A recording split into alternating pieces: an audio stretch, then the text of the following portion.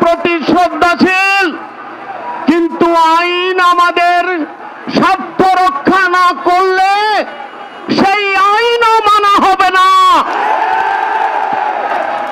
সেই জন্য প্রস্তুত হয়ে থাকুন, সেই ব্যবস্থা আমরা কায়েম করব, সেই আশাবাদ রেখে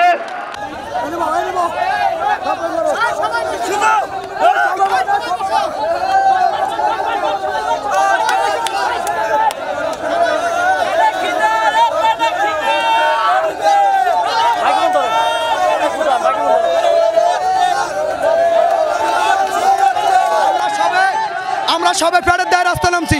আমাকে সবার গাড়ি আছে, সবার কিস্তি আছে, আমরা অনেকে লোন ছুটাইছি, অনেক ইয়া করছে, অনেকে প্রতিবন্ধী আছে। আমাকে পেড়ে যদি লাথি দেয় তাহলে আমরা কি খাওয়াম? আমাকে ছেলে সন্তান পড়াই, আমাকে মা বাবারা খাওয়াই, আমরা সবাই খাওয়াই এই অটোটা চালাই। আমাকে অটো যদি বন্ধ করে দেয় তাহলে আমরা কি খাবো? আমরা কি রাস্তা নামবো?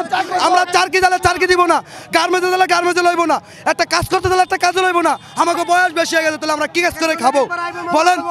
আমাকে কি কাজ আছে কোন? আমরা আমরা কি চুরি করে খাবো? তাহলে আমাদের কি চুরি করে খাওয়া? এখন সেই বয়সটা আছে আমাদের। তো আমাদের যেই কিস্তি উঠাইয়া, লোন উঠাইয়া, বাপ দাদার পৈতৃক সম্পত্তি বেচে হইলো কেউ একটু কিনছে, এই কেনার বিনিময়ে আমাকে অটো যদি এখন উঠাই ফেলায় তাহলে আমরা কিভাবে চলবো? আমাদের অটো নিয়ে যাক, আমাদের কোনো আফসোস দেয়, আমাদের পেটের রুজি দিক, আহার দিক, নিদ্রা দিক, সব কিছু দিক।